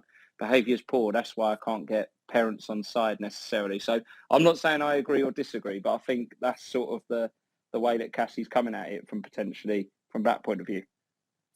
Boring. I want somebody Thank you. to come on. Thank you. That is very kind. And that's exactly what I meant. We don't want that, Mr. C. You let me down. I wanted you to come on and be like, no. This is a different chat from the one that you normally communicate through, Tom. So I needed to do the edgy one. I needed to be sophisticated and sensible tonight. Okay? Yeah. It's all about pedagogy and CPD here. CPD tips. I'll be back. I'll be back tomorrow night. Don't worry. Yeah. Goodbye. Right, Cassie. I'm really annoyed about this because nobody is challenging you. Go on, Nathan. I do completely disagree. I like 100% completely disagree with Cassie on this, and everything else I completely agree with, but I disagree because I cannot see how anyone, even a teacher who was not up to scratch, would prefer to be in a more complicated situation. Dealing with behaviour is far more stressful, more complicated than teaching a well-behaved class badly. And, I think that is what it comes down to. I agree slightly that some people, there might be teachers who get a thrill or enjoy or like the characters. And I disagree with that to some extent, that people would see that as their role. Because if that is your role, then mainstream teaching isn't where you should be. You should be in a kind of pastoral role or maybe in alternative provision, because there is space for that. But as far as classroom teachers who want to teach, I think they want to teach, particularly at secondary, I think they want to teach well-behaved children. And I think anything that gets in the way of that is so toxic and stressful that I can't believe anyone would be self-destructive in that way. Cassie? I think you got to defend it now. I quite like teaching characters and children that present with challenging behaviours, but I would say any teacher that does that doesn't necessarily need to work in a pastoral role. But what I've noticed is that teachers that kind of don't follow consistent behaviour policies like the rest of the school, often when you then observe them and you get that environment where children suddenly behave because you're standing in the room, they are often poor teachers. Okay, so you're saying that people who struggle with behaviour management are poor teachers? Is that where we're at? No, I'm saying those teachers that don't put the effort into following consistent behaviour policies with support from their SLT, often use that as an excuse for their children not making progress and attaining. Okay, well, I kind of agree to some extent there, but I would say that in my experience, people who generally don't follow consistent policies and expectations within their classroom is because the wider system, and there might be the odd character there who's doing it differently, but I would see most of those people in that are either broken by a system already as teachers, or are trying to make a broken system work for them as an individual. And I think that's where the problem lies, not with the individual teacher, but with the system as a whole, because, they are making the best calls they can to get through their time. And the best situation to be a teacher is with a really well-behaved class that you don't have to work very hard on behaviour because you can work on content. Yeah, I might agree with you. Jamie's in. Jamie, good evening. Hey, how you doing? Not too bad. And yourself? Yeah, I'm good, thanks. Good. Do you have any thoughts on this? We are just reflecting on Cassie's incredible tweet this evening, actually. It's an award-winning tweet, which says some teachers don't want good behaviour. They like firefighting because it distracts from poor teaching. It's creating quite a debate. I think my take on this one is that culture comes from the top, and if you're a head or a member of the leadership team, you have a responsibility to make sure that behaviour is good in your school. And I agree with Mr. AHC because I think simple things done well by everybody. It needs to be a really clear system. It needs to be easily followed. And I think the point before about a broken behaviour system, it's very easy to overcomplicate and to make it broken in that way. So I think my take on it is that, I agree to some extent, because what Cassie said is, once you get the culture to a particular place, it does expose people's subject knowledge. It does expose people's pedagogy for what it is. And once you hit a certain standard within the culture, and that has to be set from the top. If you're in a school where the senior leaders don't give a toss about behaviour, and they're not visible, or the head's not there on the gate every morning setting the standard, that's not a good place, because you need the backing and support of the leadership team as a teacher to do your job. And if you then follow a very simple behaviour system and you understand that and you apply that, simple things done well by everybody, everyone wins. And that enables then people to be able to explore their pedagogy more and improve and develop that classroom practice. And then the outcomes come. So I think to a certain extent I do agree with Cassie, but I think we've got to look at ourselves as leaders and think, are we committed enough to providing the platform for teachers to be able to teach? And that's a really important aspect of it. I'll bring in Mr. Armstrong now. Mr. Armstrong, good evening. Or should I say, not au revoir, what the hell? Bonjour. Yes, Hola. bonjour, or buenas tardes, or whatever you want to say.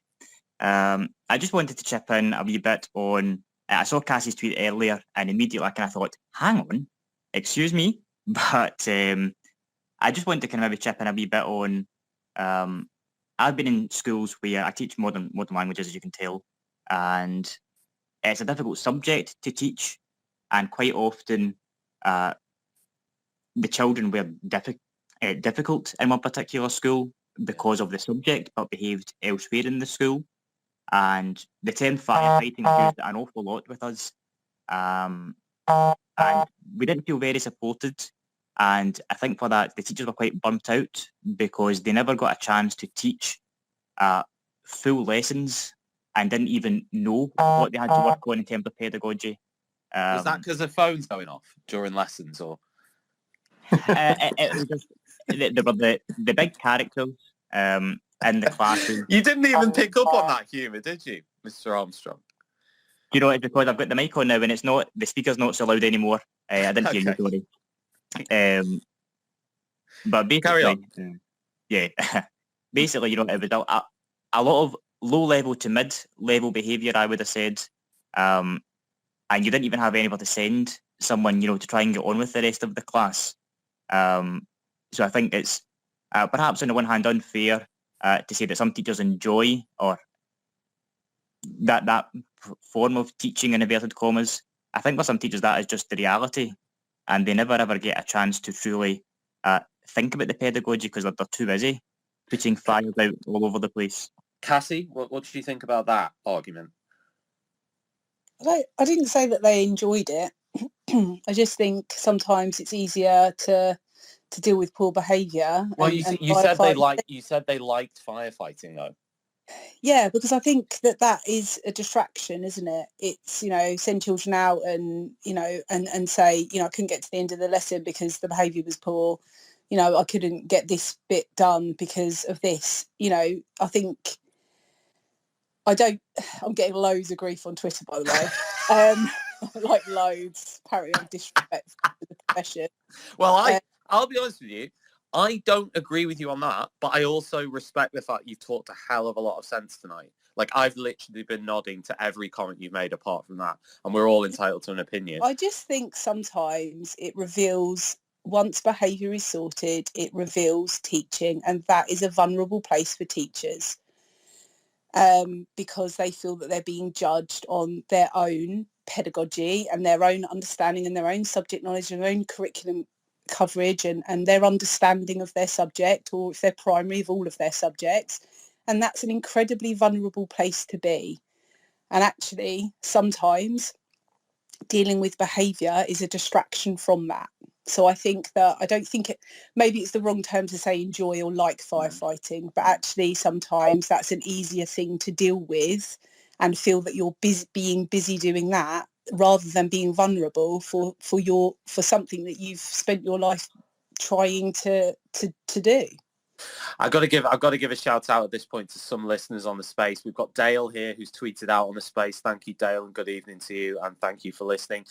Miss Loudon has been listening the whole space from start to finish. That's an hour and 20 minutes of your, oh goodness me, what night would this be? Thursday night. So thank you for joining us on the space. It's been a really interesting conversation. I've really enjoyed it. Thanks to everybody who's there's like 100 people here, or more than 100, 120 or something there was before.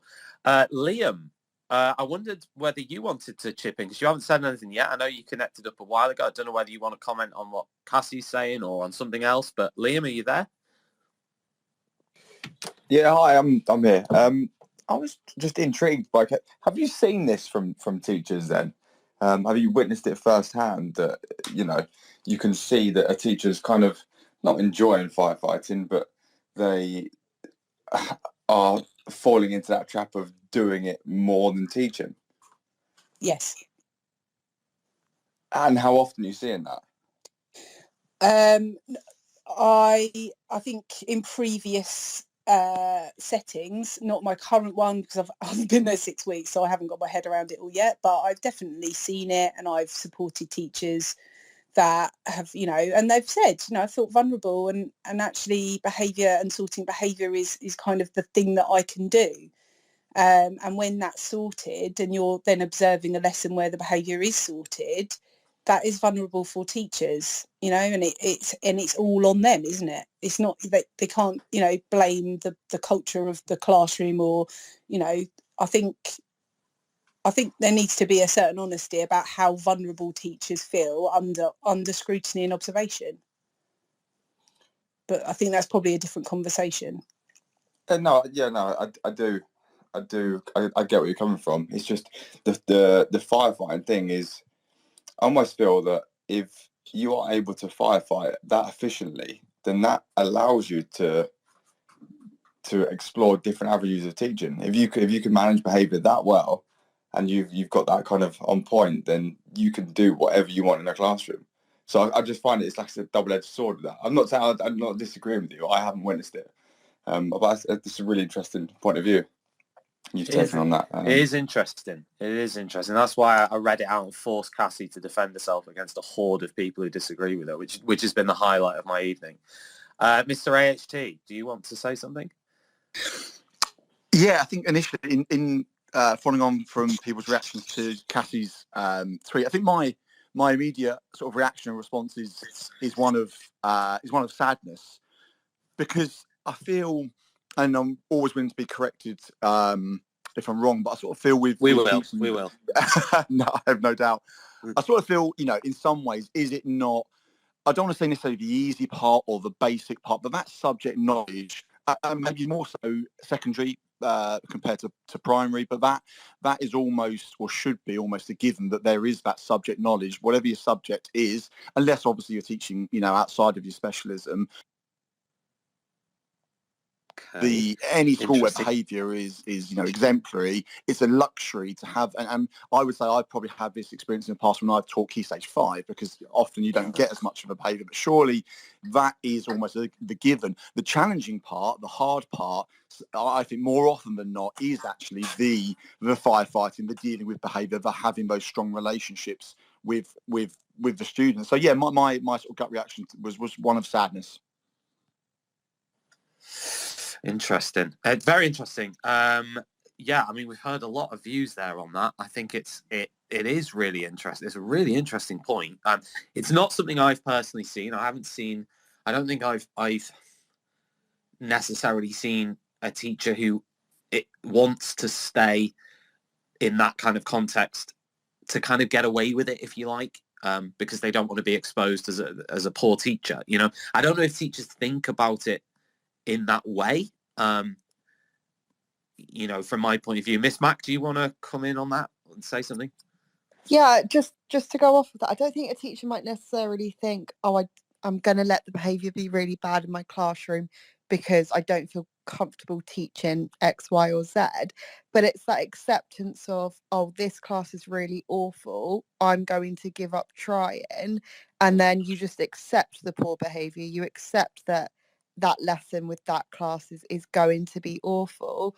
And when you first read out Cassie's very controversial tweet now. No, I love the tweet. To be honest, I love Cassie. She's amazing. And I don't really care if anybody doesn't like this. It's just an opinion. Like, at the end of the day, I don't, like, you know, like, we can disagree with it or agree with it. It's just an opinion. Yeah, no, when you first read it, I was like, oh no, God no. But then when Cassie was able to explain, you know, what she meant, I think I was getting too bogged down where she used the word like. It's more that... Well, this is recorded anyway, so yeah. her explanation will be there as a podcast for everybody to devour. It's almost as if they prefer having to deal with the behaviour. So when it does come to data, or when it comes to why a class hasn't made expected progress, it's the ready-made answer of, oh, well, you know their behaviour is bad, you know I've been struggling with them. But actually, as a teacher, what are you doing to try and improve that behaviour? Are you having your SLT dropping in those lessons? Are you going to your Senko if the students that you're struggling with have SEN needs, asking for feedback or asking for strategies that work? Are you doing a round robin of, I've seen this kid in your lesson, they behave really well, what are you doing that I'm missing? Because at the end of the day, there are very few kids that don't want to be in school full stop and don't want to learn and will just be awful for the full 5 years. There are obviously your handful of kids that are like that, but most kids do want to learn. They do like the security and structure of school. And so, Cassie, I am going to agree with you. I do think that there are some teachers that might prefer having to deal with behaviour over accepting that they are struggling with delivering content to certain classes or students. Now, when I said that we loved Cassie, I didn't say agree with her. That's not what I was saying. I feel Get off that there the are more call. people agreeing Just going to with disconnect you. now, Smack. You're gone. Goodbye. Removed. I genuinely just removed the Cassie because she agreed with you. You're mean. I know it was, and she's left the whole space now because of that, which is great. Anyway, it's not great. She actually made a very valid point. Well, you know what? We could literally talk about this all evening. Cassie, do you want to say anything? Because you've had a bit of a batter in there, but also you've got a lot of support, and I've blocked the people who've supported you. How does that make you feel? I didn't even want to talk tonight. I'm really not well. You've dragged me in. You've made me write a horrible tweet that everyone's now going to absolutely annihilate me for. I'm going to have to start blocking people tonight because so many horrible people are Well, we've got Martin here, and I have a feeling that Martin is going to agree with you because he looks like he looks really chilled in his profile picture, Cassie. He's got like You owe me a drink, Tom Rogers. I am sick. You're sick.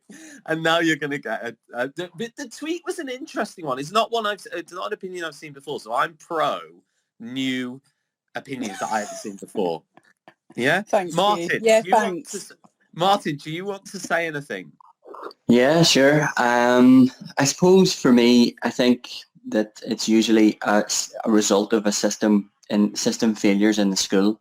So, for example, poor management of teacher training, sort of relevant teacher training rather than 10 days on differentiation that we've all had to sit through at some stage. Other parts that link into it are curriculum. If the curriculum isn't up to date, if it's not being monitored and reviewed, maybe the curriculum's an issue. I think there's a lot of issues that feed into that behaviour pattern. And part of it as well is on the side of the school ethos. If the school doesn't develop autonomy, agency and affiliation, then that too can impact on behaviour. So I think it's a cumulative effect. And if the teacher has been there long enough and they're going through the motions every day, that becomes a very worrying environment and they kind of maybe revert to type.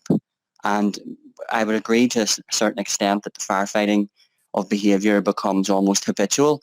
But, you know, we try and break habits with children, and I think it's very rich for schools to turn on a teacher if they haven't they're not going to take responsibility for producing that accepted behaviour. So for me personally, that would be an SLT issue or a school-wide issue, that either we're all in it together or or something's not working.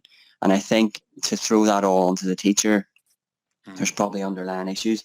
I do think it's a cumulative effect of curriculum, ethos, and perhaps teacher training. And when you combine all of those together, I mean, we're right now, we're outsourcing teacher training on Twitter and resources on Twitter, and CPD on Twitter is far better than anything that we've had in schools because it's been underfunded for so long.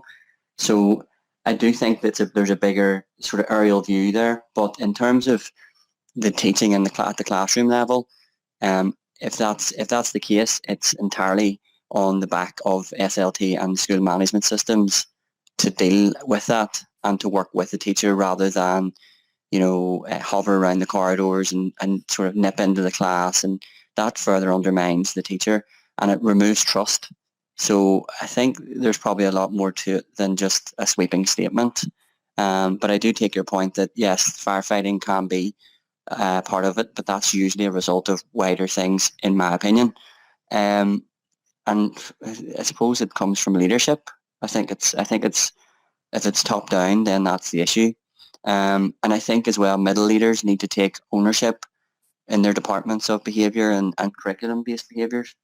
So I don't know if I've covered too much there or too little, that was really good, Martin. I thought that was like a session at Research Ed for a minute. I was astonished how much you packed in there into that commentary. So thank you very much. Thank you. Listen, everybody, we've actually run out of time. It's because otherwise we're just going to go on literally all night with this. So it's been wonderful to hear so many contributions. Thanks, everybody, for tuning in. If you want to download this as a podcast, it will be available as a podcast with the permission of all the speakers. Hopefully Nathan is okay with that. I think Cassie is.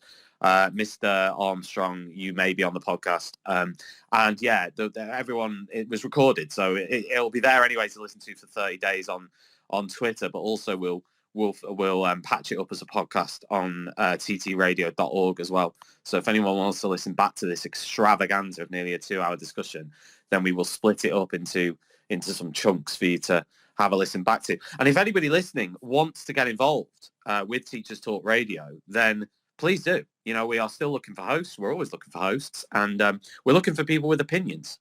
We don't really care if people don't like the opinion or disagree with it. We like the debate. We like people who have different opinions, and we like to share different opinions, and we like to share conflicting points of view in a civil way, which is fantastic to be able to do. And I know everybody here can do that, and it's been great to hear that tonight. It's been a wonderful discussion. It's inspired a lot of thinking for me all the way through from start to finish. I'd like to thank Tom, who is behind the Teachers Talk Radio Twitter account tonight, Tom HB, for organising everything, including bringing in the speakers. Obviously, I'll thank Nathan for chipping into, and for every person who has spoken on the space, and all of you lot who have bothered to listen to it. Thank you very much, and we will see you again for our next space.